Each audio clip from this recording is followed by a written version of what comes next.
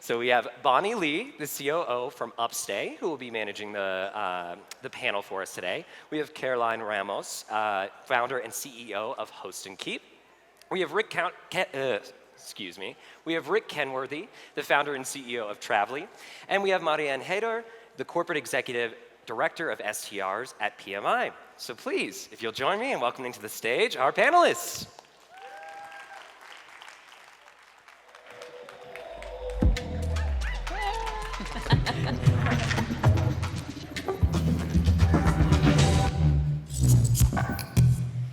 Hello, everyone. You can all hear me okay?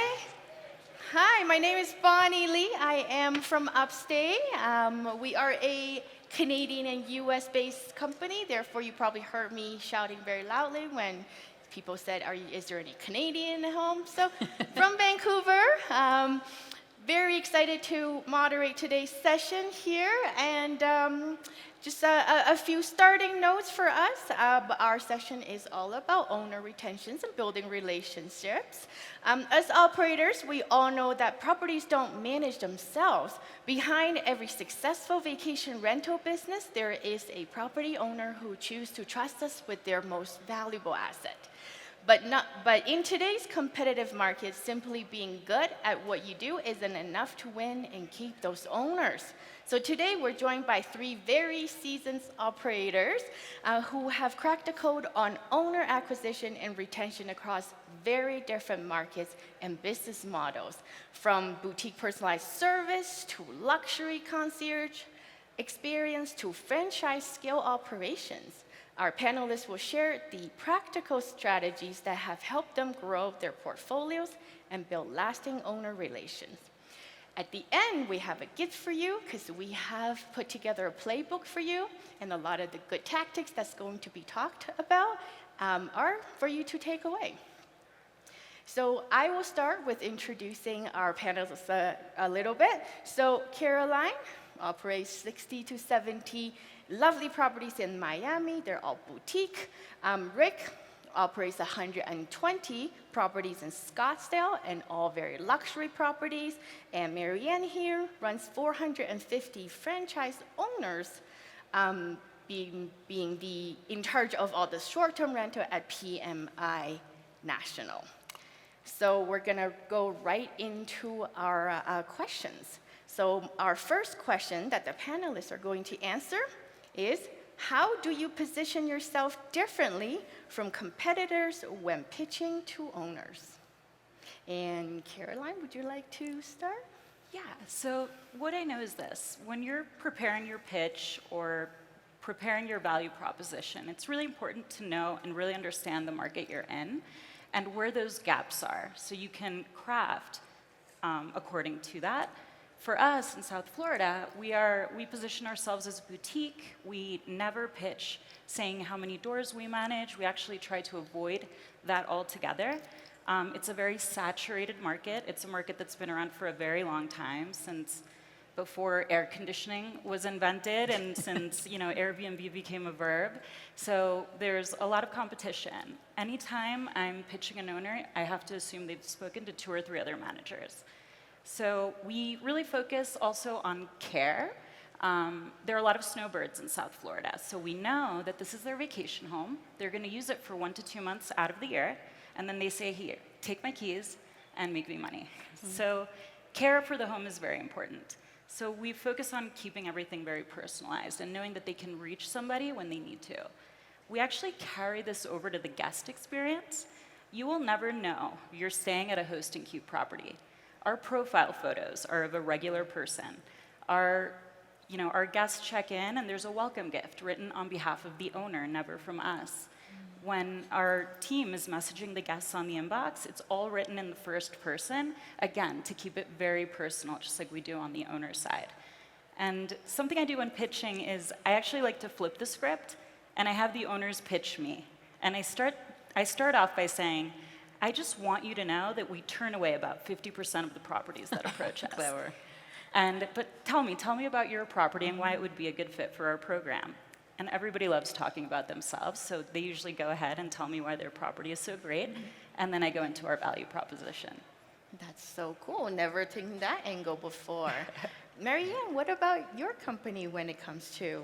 Yes, so we position our franchise partners to be the property management people, which means that we don't only manage short-term rentals for those owners, we're able to manage their long-term rentals, short-term rentals, their homes in their associations, we're able to manage midterm rentals. And our target owner really is an investor-grade owner, the one that has proven the model, the one that wants to stay and continue to increase in their market. So therefore, they may have short-term rentals, they may have midterm rentals, they may have long-term rentals. And so we speak to them from a place of, come with us, let us take you through the journey of property management. We can manage a real estate investment from a short-term to a midterm to a long-term, and actually help you source, buy, and sell those properties as well. So we put our arms around them and are with them as trusted advisors all along their journey, in their investment journey. Okay, very cool. Well, I'm going to move on to the next question. We have lots of questions here. What really motivates our owners when choosing a management company? And Rick, would you like to start with this one? So when we go into a consultation phase, similar to Caroline, we like to figure out, we like to call them love languages. I heard this from another presenter at one of our other conferences, and it really kind of settled in. And going through their previous experience or their research phases or any of those components, and then figuring out what their love language is. It's not always about occupancy. It's not always about ADR. It's not always about communication. Figuring out what their kind of hot button is, and then catering our presentation to something that actually means something to them. Okay, well, love languages. I only knew that from dating and how to You can handle apply it to my business. husband. Kind of dating. Very cool.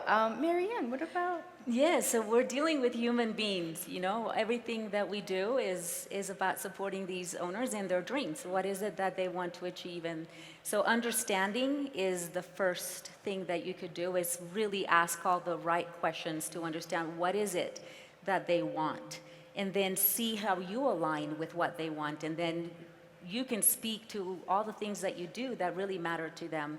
If I can share anything, that would be the most important thing, is find out what they really want, what they really need, and then deliver, and show them your value by delivering, how you will help them achieve that. Becoming their trusted partner is the key. Well, that also means every conversation is slightly different. Everybody has a different dream. Okay. Just got to tailor it to that. Thank you for sharing that. We have a lot of different sizes of operators here in the audience, and I'm sure a lot of us have questioned on what are the budget-friendly ways to attract new owners. And Caroline, would you like to take this question?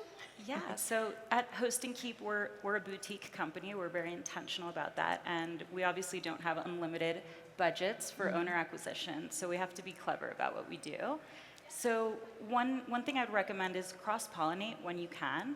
We're real estate agents as well, so that's a nice organic flow from selling a property, buying a property, to then full management.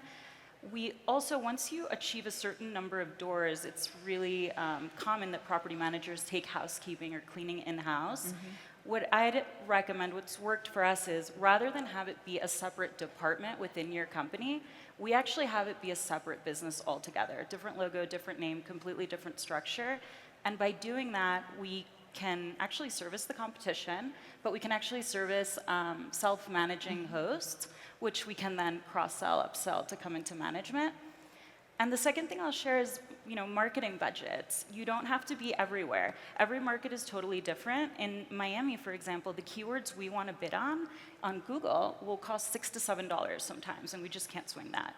So instead, we shift our budget to Meta. It just goes a longer way. We also focus a lot on SEO. SEO has done well for us. If you are investing in SEO, focus on SEO results for AI to beat pulling you up. And then also when you're writing blogs, I find that our most successful blogs are actually a resource. So one of our most popular blogs is buildings in Miami that allow short-term rental. It's not a public resource. It takes us time to put this together, but it always gets hits. And we list out what's the building name, the address, what are its rental restrictions, and realtors are looking for this, investors are looking for this. And the last thing I'll share is Google reviews. So we actually trigger through Guesty, day of checkout, and SMS to the guests. asking them to review us on Google, not on the OTA. The OTA already does that. So by doing this, now our Google My Business profile is getting a bunch of reviews. Now we're ranking above or right next to the $7 keywords that we can't afford anyway, and we're ranking above the organic results. And even within the Google results, you'll see Host and Keep, 300 reviews. Next company, 14 reviews. So owners do call us from finding us on Google that way. Wow. And it costs nothing, by the way. I love that. And you know what's really smart about that is that AI is consuming all of that information that you're putting out there in that content and serving it to those owners to consume. So brilliant. Yes, ties into one of the 4 points up here. I learned a Yes. lot. I paid attention, see? Anything else that you want to add, Rick, on your end? Yeah, I mean, there's nothing better, I guess, for us and probably everybody in this room being the second manager. I mean, at that point, most of the owners know what their love language is, for one, but they also know where, things fall short. So it's easy to identify, how you can improve on the core things that somebody else dropped the ball on. So being the second manager is a lot easier. So focusing on, owners that are struggling with the current management or that are, looking for other options or, we're very active, of course, on our local Facebook groups and people that reach out to you for help or advice or anything like that, because they're struggling in certain places, being strategic about, obviously planting that seed to hopefully be the second manager. Yes, I know that because we operate in Orlando, and after the high season, if the owners are not very happy with their high season performance, that's when we go in and say, hey, we can do better for you, Yeah. Right. And another thing that we also do is to let our guests know that, hey, it's lovely to own a vacation home here in Orlando, and if you would like to buy one and have us manage, that's a great investment opportunity. It's just another couple of sentences in that one last email when we send out to them. So there you go, some practical techniques. Okay, we'll move on to the next question. This one is going to be a very important one. What keeps owners loyal long-term? Okay, Caroline, would you like to lead that one? So owner retention is obviously super important. You've already done all the work. You know the property. You already have it onboarded into your program. So I think it's safe to assume that if an owner's worked with a property manager and they've switched to you, they may not have had the best experience. They may have been burnt before. So you have to earn their trust. We train our field team to over-communicate and take photos of absolutely everything. If there's a repair, we're photographing before, during, after. We're sharing these photos with the owners. They appreciate it. We're their eyes and ears. We're the owner representatives. I think 2 Guesty evals ago, at the one in Austin, I read somewhere, would you trust anyone with the keys to your Ferrari? And that's essentially what we're all doing every day. We're taking on a tremendous amount of responsibility, so we really over-communicate with the owners to let them know they're in good hands. The second thing we do to keep them loyal, owners are used to hearing from their property managers, usually when something goes wrong. So we try to reach out to them when things are actually going well, too. So this costs nothing, but we have our team email our owners about once a quarter with the last 3 reviews they got. And we'll say something like, hey, I just want to let you know that the guests are really loving the pool and that mango tree in the back is just, whatever it is. And let me tell you, these owners respond to those emails so quickly, so much faster than, an appliance needs to be replaced or something like that. So we do that. That costs absolutely nothing. And the last thing, which it's just a me thing and we've done since we've started the company, is holiday gifts. I think it's really important. I think around that time of year, people are very receptive and it's impactful. And it doesn't have to be a crazy gift. It could be a handwritten card. But every year, we're always sending something out to our owners. I don't care if they're in Paris. I don't care where they are. And it's gotten to the point now where we make their list. They're sending us cards and they're sending us gifts. And again, it ties to that personal experience. That connection. That's so true, because a lot of time we reach out to the owners like, would you like to approve for this purchase? Or there's a leak, right? So Yes. it's The communication element to retention is probably the biggest part. If you don't, they expect again, if you're a second manager, they expect that it's set it and forget it in some cases. A lot of managers take that kind of approach to it. You sign them, you get them onboarded, you start generating revenue, and they get pushed to the back burner. But just like Carolyn said, obviously is the communication element is such a critical component. We just launched a campaign where me as the owner, reached out to everybody and said, hey, even if it's to talk golf or sports or politics, whatever you want to do, reach out, let's schedule some time, here's my calendar link, let's just connect, and that goes a long way. Yeah, yeah. And owners sometimes love to hear from CEOs and co-founders as well, right? Not just their reps. Okay, Marianne. No, yes, to validate that, we have hundreds of thousands of owners across our brand now, and we didn't want to take a chance on knowing what it is that they wanted most out of a property management company, so we wanted to hear from them. So we conducted a survey where we asked them what they valued most in property management as a property management partner. And the results were so clear that it shaped our brand promise and everything that we coach our franchise partners to do for this owner retention. So write this down, because sometimes I forget the order, but this is in the order that they told us was most important. Number one, effective communication was the number one. Effective meaning, tell me what I want when I need it and how I need it, right? So focus on that. Number two, honesty and integrity. Can they trust you? Are you showing them by the things you're doing that they can trust you? Accurate accounting, don't mess with my money. Make sure I get the money and that you help me, increase the return on investment. Availability of the team. How long does it take me to get a hold of somebody in your team? Expertise and knowledge, transparency of fees and cost. When number 6. 7 was strong reviews, and number 8, lowest price. What a shocker, huh? So what stood out the most was that ranked the last, right? What they want is a trusted partner that they can communicate, that will have their back, and that will help them be able. So owner retention at PMI isn't accidental. It's really engineered through alignment with what owners actually want. So ask that question to your owners. What matters most to you, so that you can wow them with your service.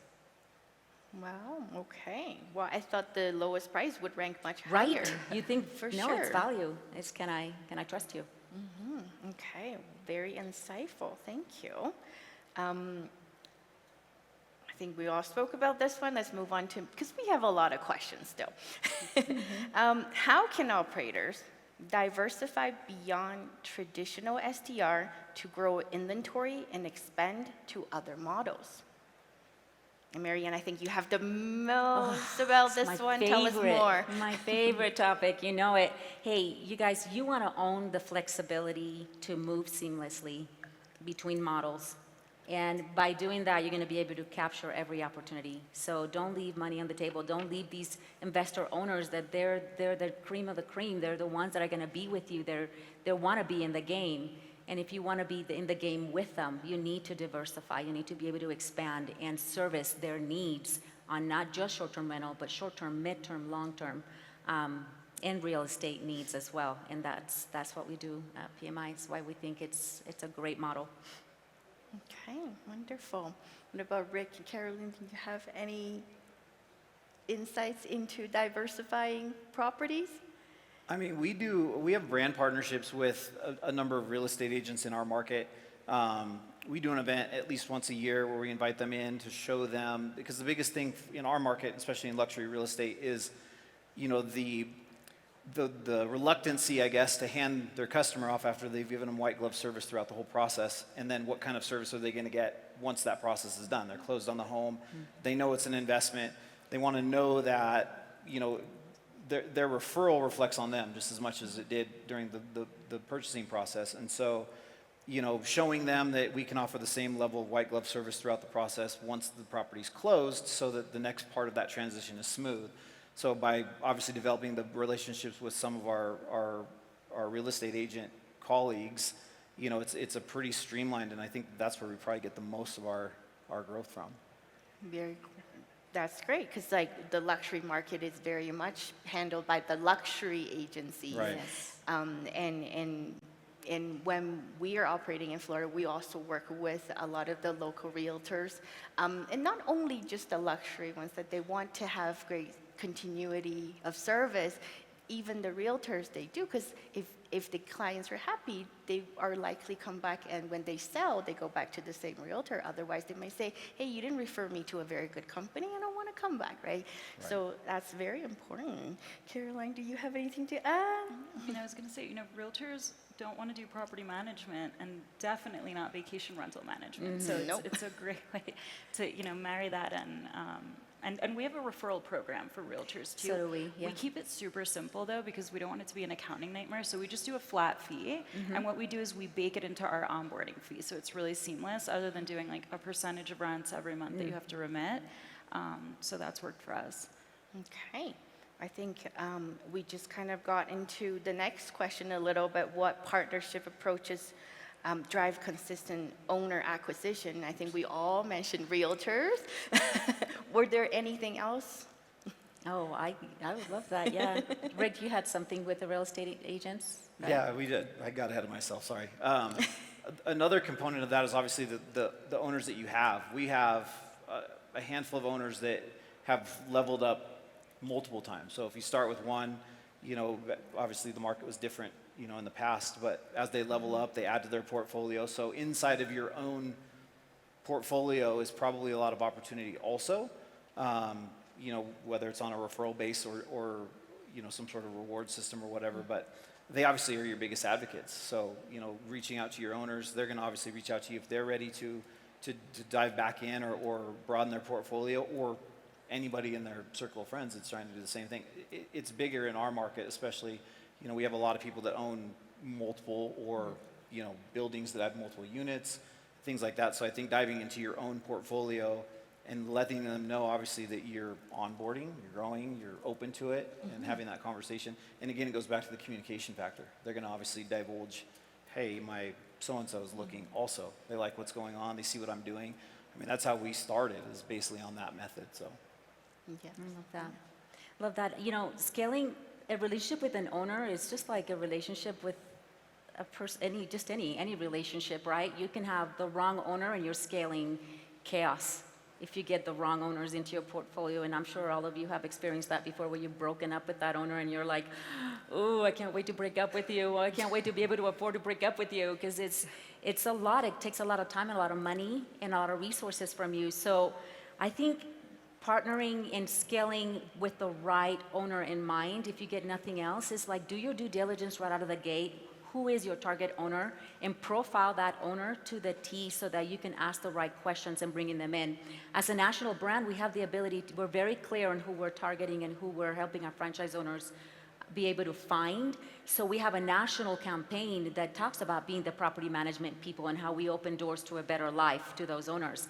And we drill that on the national level with our national ad funds, and then locally we help our franchise partners implement those campaigns locally. So the message is seamless, it's large and powerful, but local flavor and soul into that. So scalability, scale right with the right partners, and that's what we love to do as partners with our franchise partners, is to be able to help them do that in a more intentional way. Okay, very impressive. Thank you for sharing that.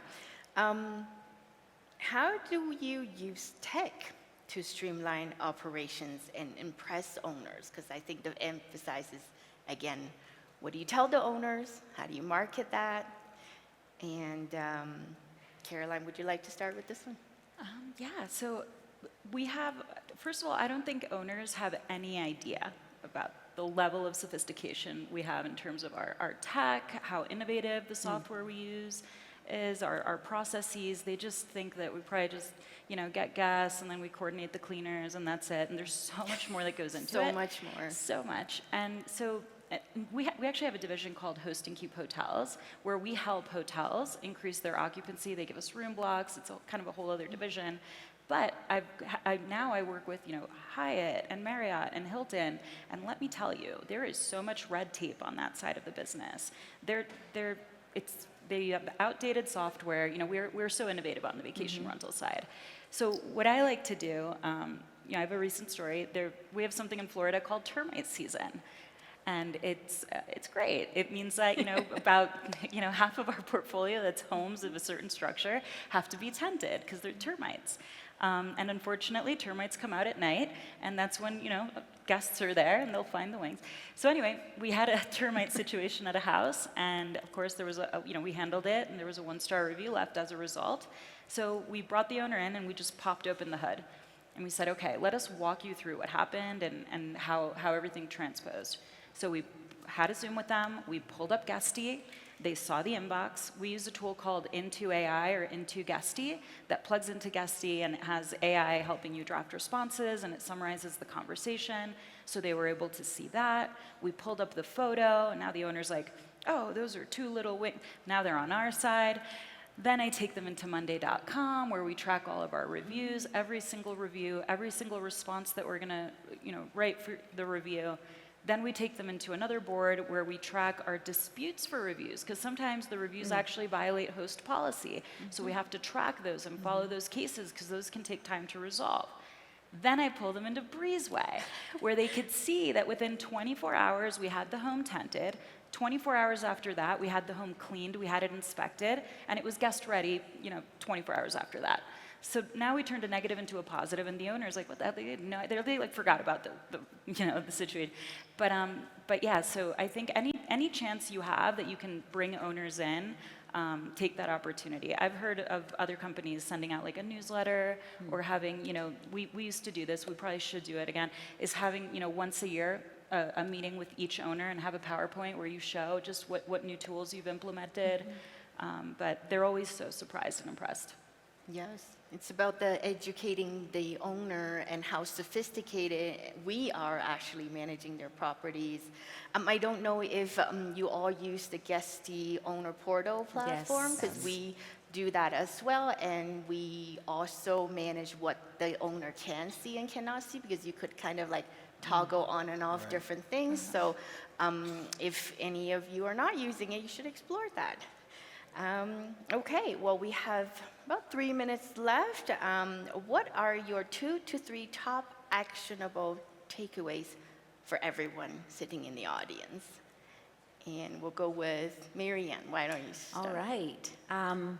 We'll definitely explore expanding into different models so that you can look into the types of owners. And the easiest one you can get into, of course, is midterm rental. And Guesty does that beautifully. And I think that my second takeaway for you, make sure you are super intentional with the type of owner you're getting, so you know how to wow them every single time. And use Guesty to its max potential. It has amazing features in it. Well, this is why we partner with Guesty. This is why we trust them. We build the templates that our franchise owners use. Set up automated owner reports to go out. Used save replies and auto messages for event-based updates for those owners. Create quarterly owner touch points that you can send out to them. This is all automated within the system.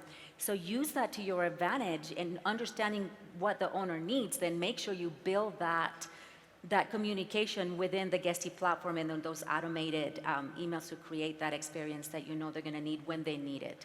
So. Okay, thank you very much. And Rick, would you like, I know there's so many. Right, you covered a bunch of them. I think transparency is probably one of the biggest things that everyone should take away. It's not, the race to grow doesn't need to be, spitting out stuff that you're not, that you can't back up. Communication, obviously we covered that on multiple fronts. Making sure that you're accessible, whether as the owner or their manager or their liaison or whoever you are, making sure that you're accessible.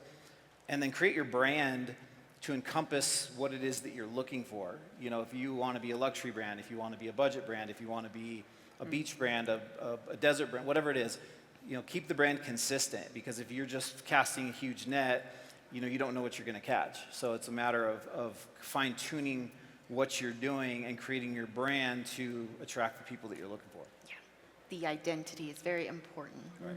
Okay, and Caroline? I would say if there were 3 takeaways everyone could walk away with. Number 1, share positive reviews with your owners. They actually do care. So take a moment. It doesn't, it could be 3 times a year that you do this, and it's a simple email to them. Number 2 is go after the Google reviews. It's, owners are searching for these keywords and you're going to pop up on top, and you'll be surprised how quickly all those reviews come in. And then the third one is pay referrals. You have to pay to play sometimes. It could be to realtors, it could be to owners that refer other owners, and just bake it into your onboarding fee. It's a nice, easy way to have that come in. Yep, thank you so much for sharing. So as I mentioned at the beginning of the session, that we have prepared a playbook for you. If you scan this QR code, or if you went to your Guesty app and under our session, there is a downloadable document. It's the same information, and there's many slides for you to look at. And then everything that we talked about there, you will find some notes in there. And I think that's it. Thank you so much for being a wonderful audience. I know that we're not the only experts here about owner retention, owner relationship building. Many of the attendees and out in the audience is also experts, so don't forget to mingle and learn from each other. Thank you so much. Thank you for having us. Thank you so much, panelists. Thank you.